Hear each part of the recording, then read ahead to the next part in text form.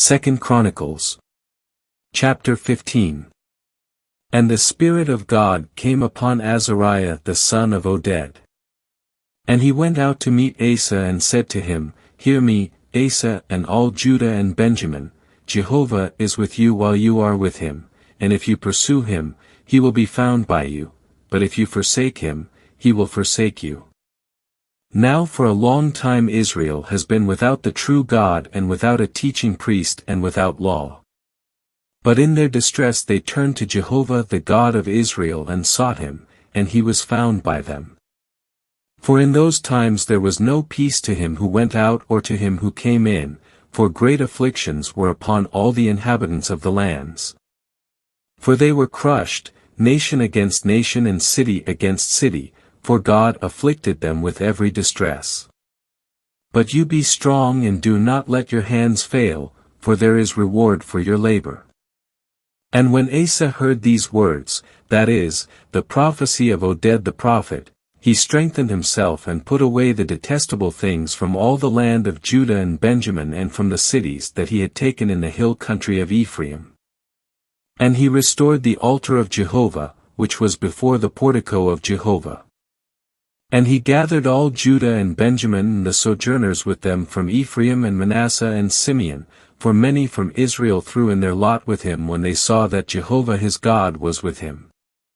So they gathered themselves at Jerusalem in the 3rd month in the 15th year of the reign of Asa. And they sacrificed to Jehovah on that day from the spoil they had brought, 700 oxen and 7,000 sheep. And they entered into a covenant to pursue Jehovah, the God of their fathers, with all their heart and with all their soul.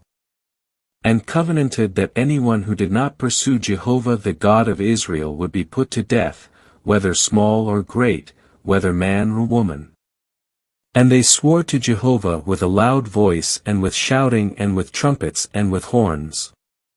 And all Judah rejoiced over the oath, for with all their heart they swore and with all their desire they sought him.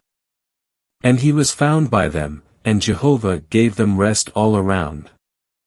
And he also removed Maacah, the mother of Asa the king, from being queen mother because she had made for Asherah an abominable image, and Asa cut down her abominable image and crushed it to powder and burned it at the brook Kidron.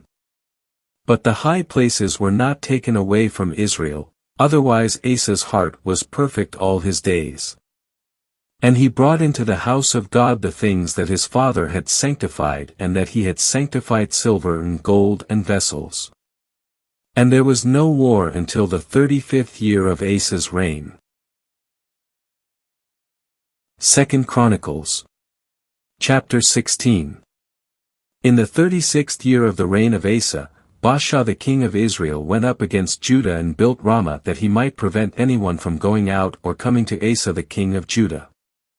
And Asa brought out silver and gold from the treasures of the house of Jehovah and the king's house and sent them to Benhadad the king of Syria who was dwelling in Damascus, saying, There is an alliance between me and you as there was between my father and your father. I am now sending you silver and gold, go, break your alliance with Baasha the king of Israel, so that he goes away from me. And Benhadad listened to King Asa. And he sent the captains of his armies against the cities of Israel, and they struck Ijon and Dan and Abel-maim and all the store cities of Naphtali. And when Baasha heard this, he stopped building Ramah and ceased his work. And Asa the king took all Judah, and they carried away the stones of Ramah and its timber, with which Baasha had built it, and built Geba and Mizpah with them. And at that time Hanani the seer came to Asa the king of Judah and said to him, Because you have trusted in the king of Syria and have not trusted in Jehovah your God, therefore the army of the king of Syria has escaped out of your hand. Were not the Cushites and the Lubim a large host, with a very great abundance of chariots and horsemen? And because you trusted in Jehovah, he gave them into your hands. For the eyes of Jehovah run to and fro throughout all the earth to strengthen those whose heart is perfect toward him. You have acted foolishly in this matter, hence from this time on you will have wars. Then Asa became angry with the seer and put him in prison in stocks, for he was in a rage against him because of this matter. And Asa oppressed some of the people at that time. And the acts of Asa, the first and the last, are there written in the book of the kings of Judah and Israel. And in the 39th year of his reign, Asa became diseased in his feet. His disease was very severe, yet even in his disease he pursued not Jehovah but the physicians. And Asa slept with his fathers and died in the 41st year of his reign. And they buried him in his own grave, which he had hewn out for himself in the city of David. And they laid him in the resting place, which he had filled with various kinds of spices blended in the perfumer's art, and they made a very great burning for him. 2 Chronicles Chapter 17. And Jehoshaphat his son reigned in his place, and he strengthened himself against Israel. And he put forces in all the fortified cities of Judah and put garrisons in the land of Judah and in the cities of Ephraim that Asa his father had taken. And Jehovah was with Jehoshaphat because he walked in the former ways of David his father, and he did not pursue the Baals, but pursued the God of his father and walked in his commandments and did not do as Israel had done. Therefore Jehovah established the kingdom in his hand. And all Judah gave tribute to Jehoshaphat, and he had riches and honor in abundance. And his heart was exalted in the ways of Jehovah, and even more, he removed the high places and the Asherahs from Judah. And in the 3rd year of his reign he sent his officials Ben-Hail and Obadiah and Zechariah and Nethanel and Micaiah to teach in the cities of Judah. And with them he sent the Levites Shemaiah and Nethaniah and Zebadiah and Asahel and Shemiramoth and Jehonathan and Adonijah and Tobijah and Tob-Adonijah, the Levites, and with them Elishama and Jehoram, the priests. And they taught in Judah, having the book of the law of Jehovah, and they went around all the cities of Judah and taught among the people. And the fear of Jehovah was upon all the kingdoms of the lands that were around Judah, and they waged no war against Jehoshaphat. And some of the Philistines would bring presents to Jehoshaphat and silver as tribute, even the Arabians would bring him flocks, 7,700 rams and 7,700 male goats. And Jehoshaphat grew exceedingly great, and he built fortresses and store cities in Judah.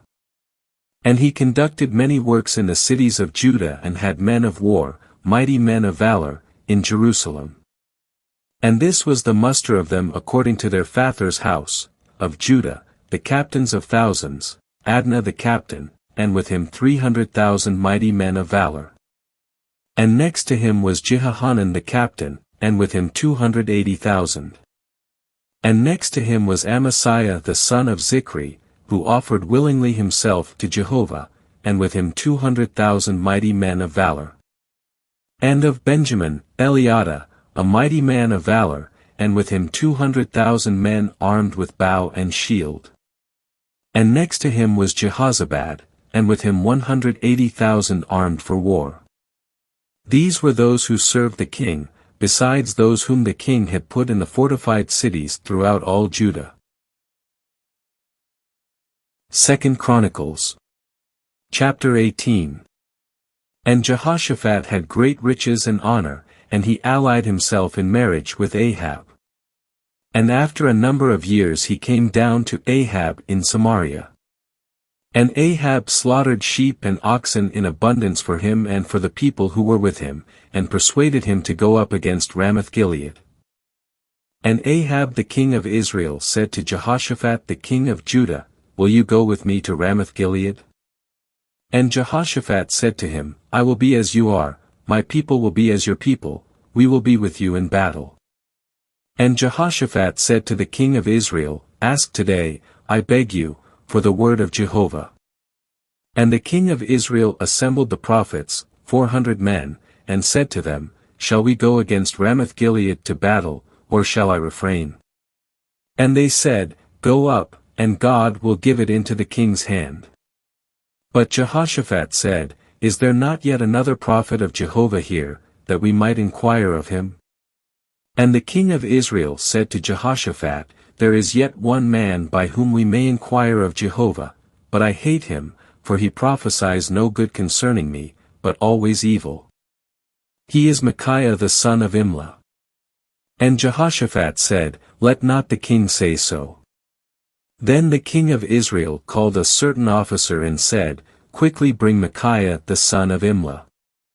Now the king of Israel and Jehoshaphat the king of Judah were sitting each on his throne, arrayed in their robes, sitting on the threshing floor at the entrance of the gate of Samaria, and all the prophets were prophesying before them. And Zedekiah the son of Chenaanah made for himself horns of iron, and he said, Thus says Jehovah, With these you will push the Syrians until you have destroyed them. And all the prophets prophesied so, saying, Go up to Ramoth-Gilead, and succeed, for Jehovah will deliver it into the king's hand. And the messenger who went to call Micaiah spoke to him, saying, See, the words of the prophets, being of one accord, seem good to the king. So let your word, I beg you, be like one of them, and speak good. And Micaiah said, As Jehovah lives, that which my God says, that will I speak. And when he came to the king said to him, Micaiah, shall we go against Ramoth-Gilead to battle, or shall I refrain? And he said, Go up, and succeed, for they will be delivered into your hand. And the king said to him, How many times shall I adjure you to tell me nothing but the truth in the name of Jehovah? And he said, I saw all Israel scattered upon the mountains, like sheep that have no shepherd. And Jehovah said, These have no master, let each of them return to his house in peace. And the king of Israel said to Jehoshaphat, Did I not tell you that he prophesies no good concerning me, but evil? And Micaiah said, Hear therefore the word of Jehovah, I saw Jehovah sitting on his throne and all the host of heaven standing on his right hand and his left. And Jehovah said, Who shall entice Ahab the king of Israel, that he may go up and fall at Ramoth-Gilead?